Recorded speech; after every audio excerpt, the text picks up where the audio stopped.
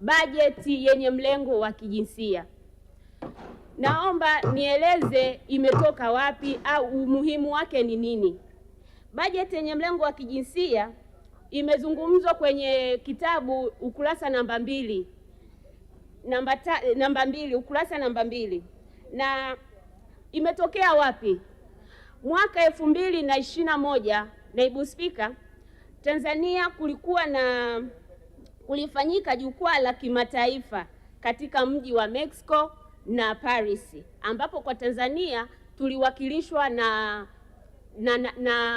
na Profesa Philip Mpango. Wakati alikuwa alikuwa makamu wa rais. Kwa hiyo na jukwaa lile lilikuwa lina ajenda la kuzindua miaka 5 ya kuchochea mabadiliko katika usawa wa kijinsia. Baada ya hapo, kwa Tanzania sisi kulikuwa na maeneo 6. Tanzania kama mwanachama tukachagua eneo la 4 ambalo ni Economic Justice and Right. Kwa Kiswahili yake ni haki na uwezeshaji wa kiuchumi. Kwa ajili ya kutekeleza hilo moja kwa moja, na kipaumbele chake ni mipango na bajeti zenye mlengo wa kijinsia. Kwa hiyo tukitekeleza bajeti yenye mlengo wa kijinsia, inamaanisha katika hii ajenda ya 4 ya Economic Justice and Right, Dr. Samia Suluhu Hassan ndio kinara duniani.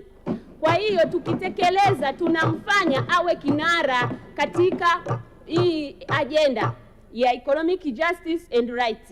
Na si Tanzania peke yake. Kuna nchi mbalimbali ambazo zinatekeleza hii ya Economic Justice and Right. Kuna Rwanda, kuna South Africa na nchi zingine za Afrika ziko kama 8 hivi zinatekeleza hii ajenda. Kwa hiyo sio Tanzania peke yake. Na hata suala la bajeti yenye mlengo wa kijinsia, kuna nchi mfano Rwanda inatekeleza vizuri sana, naweza tukaiga kama mfano. Kwa hiyo Tanzania sio ya kwanza. Na tukaenda mbali zaidi, Mheshimiwa Rais akaunda kamati ambayo inaitwa Kamati ya Kitaifa ya Ushauri kuhusu utekelezaji wa Jukwaa la Kizazi chenye Usawa. Na wengi nadhani mtakuwa mnaifahamu, kwa kifupi tu inaitwa GEF, Generation Equality Forum, kwa ajili ya kuhakikisha Mama Samia anakuwa kinara. Kwa hiyo kwa kuendelea hivyo sasa tunaona umuhimu wa bajeti yenye mlengo wa kijinsia.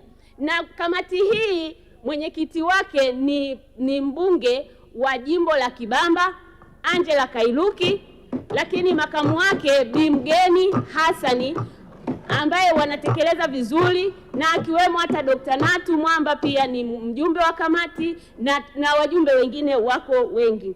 Mheshimiwa Naibu Spika, maana ya bajeti yenye mlengo wa kijinsia ni kwamba ndio huko ndio ilikotokea, ni kwamba kila bajeti yoyote yenye mlengo wa kupanga, kutenga na kutumia rasilimali za serikali kwa ajili ya kuzingatia mahitaji maalum, kila kundi, wanawake, wanaume, watu wenye ulemavu, wote waweze kushiriki.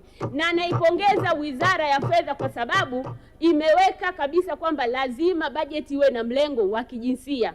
Hata ukisoma dira ya taifa ya 2050 na yenyewe imeelekeza hivyo hivyo. Kwa hiyo tusipoweka bajeti yenye mlengo wa kijinsia, Naibu Spika, kuna mashaka ya utekelezaji wa hii dira, kwa sababu bajeti inamtaka kila mtu aweze kutekeleza. Na bajeti yenye mlengo wa kijinsia ikoje? Si tu kwamba kuweka tu kwamba siku ya wanawake duniani basi tunaweka tu wanawake sijui sare kuweka basi tunajua hiyo ni bajeti yenye mlengo wa kijinsia. Hapana, tunakuwa hatujatekeleza. Natolea mfano kwa haraka. Mfano kwenye Wizara ya Ujenzi.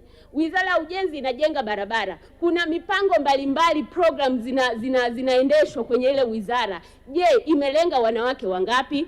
Watu wenye ulemavu wangapi?